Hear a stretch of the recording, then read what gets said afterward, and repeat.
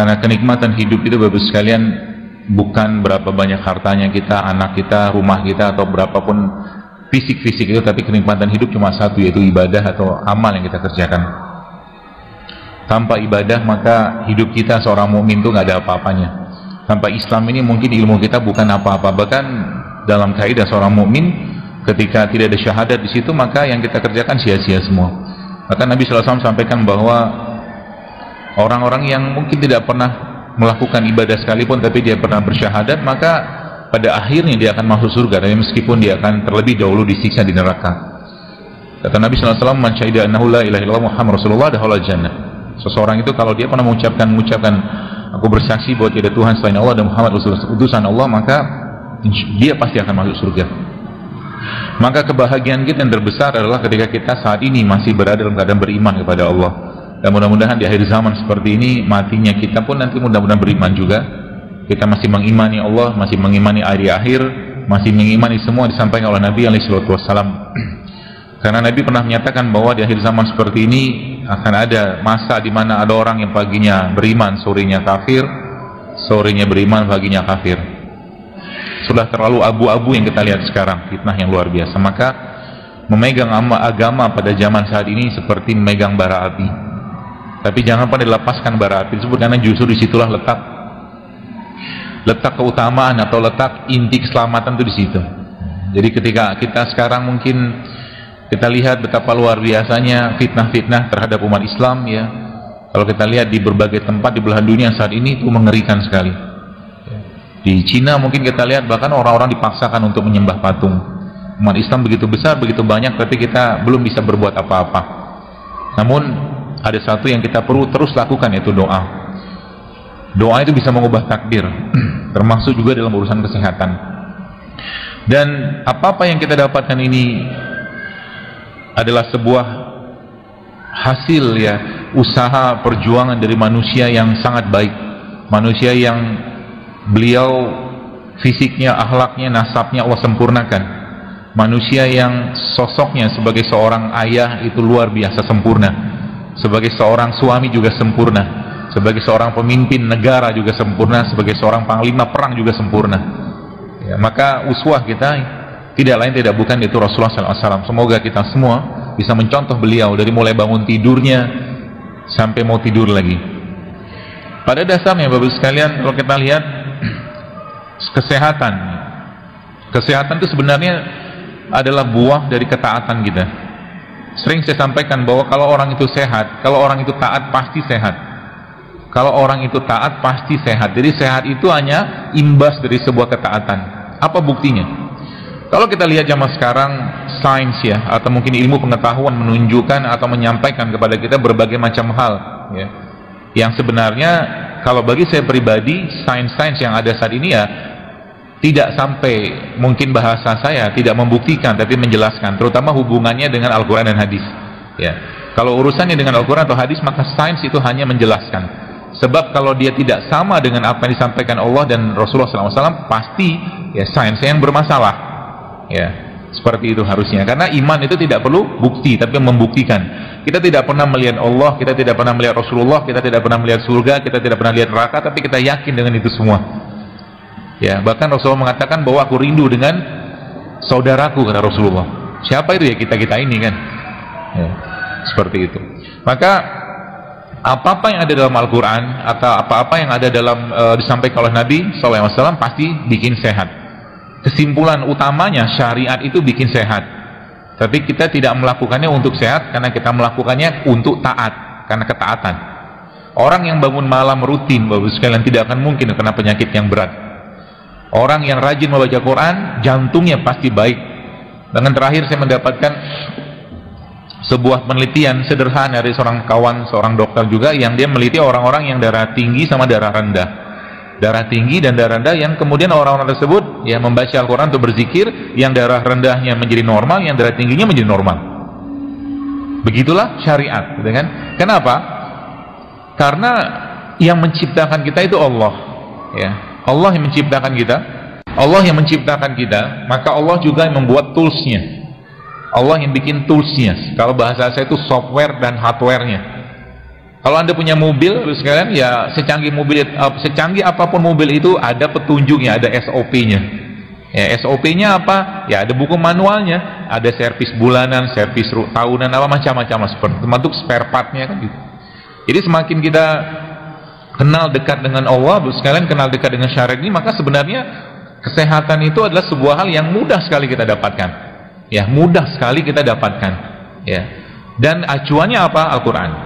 Tapi ada musuhnya, Musuhnya maksudnya ada makhluk yang kita tahu ya, syaitan dan iblis tabarakalla yang nggak mau manusia itu sehat. Kenapa tidak mau sehat? Karena Allah menciptakan kita, wa ma khalaqul jinna wal insa illa liya'budun, kata Allah. Allah ciptakan kita sebagai hambanya, sebagai Abdullah. Abdullah itu butuh sehat. Untuk melakukan ibadah itu butuh sehat. Maka untuk menjalankan peran sehat itu, maka pastinya Allah menciptakan sarana prasarananya, ya, sarana prasarananya, dan itu kita bisa manfaatkan luar biasa, ya, kalau kita mau melaksanakan itu dengan baik. Sebab apa? Kalau ibadah itu dikerjakan dengan sempurna, pahalanya pun sempurna. Kalau manusia jahil, makan berlebihan sehingga akhirnya tulangnya bermasalah, dengkulnya bermasalah.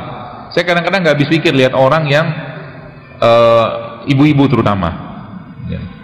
Karena ibu-ibu tuh banyak gemuk, banyak gemuknya sih. Bapak-bapak juga ada sih.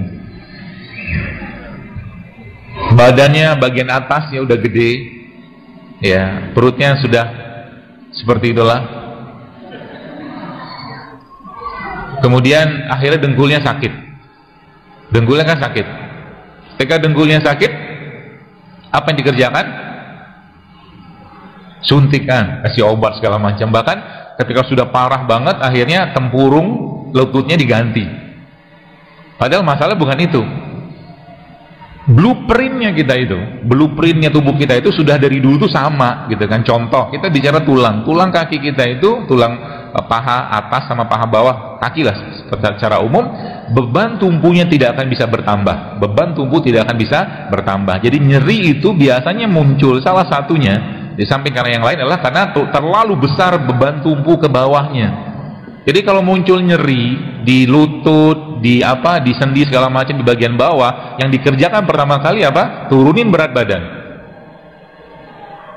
Ya, turunin berat badan. Berat badan bisa bertambah gara-gara apa? Banyak makan. Sederhana sebenarnya, berat badan kita itu bertambah gara-gara banyak makan. Maka Islam adalah agama yang sangat low budget dalam urusan hidup sehat. Ada mahasiswa pernah bertanya ke saya, dokter, bagaimana caranya supaya saya bisa tetap hidup sehat dalam kondisi, kan mahasiswa, judulnya kan mahasiswa kan biasanya kan ya you know lah, kiriman segala macam seadanya gitu. Saya bilang, wah justru malah mahasiswa itu gampang sekali, sering-sering aja puasa. Saya bilang, kalau lagi mau buka puasa cari masjid yang ngasih takjil, hemat. Iya. Ya, masjidnya sudah bikin kajian begini, jadi masjidnya pun nggak ngasih sirup lagi, tapi ngasih kunyit, kan gitu kan? Ngasih kurma, ngasih rebusan, nggak lagi gorengan. Kalau masjidnya sudah paham, ya. Meskipun tetap aja ngomong kayak begini berbuih, tetap aja gorengan yang dikasih. Kemarin pas di Batam ada, pas sesi tanya jawab, ada yang tanya, yang nanya siapa coba? Abang gorengan. Jadi yang tanya abang gorengan. Dokter, setelah saya mengikuti kajian dokter, saya jadi berpikir nih, dia bilang, menjual gorengan. Terus saya bilang apa? Gampang sebenarnya kalau mau, ya. Kalau mau sebenarnya tinggal ganti jualan buah, kan selesai. Dan yang sudah paham kayak begini, sudah insaf kayak begini, itu kan akhirnya mencari buah kan. Anda nggak tertarik lagi dengan gorengan. Sederhana, sesederhana itu gitu kan. Ada lagi yang kemarin ibu-ibu, entah ibu-ibu entah bapak-bapak aja kasih pertanyaan di kertas gitu kan, tulisannya, dokter setelah saya mengikuti kajian dokter gitu-gitu terus. Dia bilang, saya ini jualan kue. Kue itu isinya apa? Sehat ya? Kenapa dimakan? Karena saya bilang gini ke mereka, saya bilang, Anda kalau bisnisnya kuliner, saya bilang, Jangan bikin makanan, jangan bikin produk makanan yang orang dulunya sehat sekarang sakit gara-gara makan produk Anda. Benar nggak? Iyalah, bener lah. Akhirnya gara-gara itu dia nanya kan, saya bilang ya kalau itu mata pencaharian jangan langsung stop, karena dia bilang dia pengen langsung berhenti. Ya, saya bilang jangan dulu, cari solusinya dulu pelan-pelan. Kita harus bijak juga. Ya, kan banyak tuh sekarang pemanis yang sehat, ya, bukan pemanis buatan sih, kayak madu, gula aren segala macam. Ada juga tepung-tepung yang sehat, ada mentega yang sehat, butter gitu kan, banyak sebenarnya asal mau. Ya, sekarang kita lihat dulu sekalian negara kita ini dengan begitu banyaknya penyakit, nggak selesai-selesai. Ya, dunia pengobatan, atau mungkin saya sempat sekolah dokter 6 tahun dulu. Ya, 6 tahun kuliah dokter yang diajarin tentang pengobatan, nggak salah, tapi ada yang hilang di situ. 2 tahun atau 6 tahun itu cuma 2 SKS belajar tentang nutrisi. Belajar tentang nutrisi itu hanya 2 SKS selama 6 tahun coba. Sedangkan kata kuncinya di situ.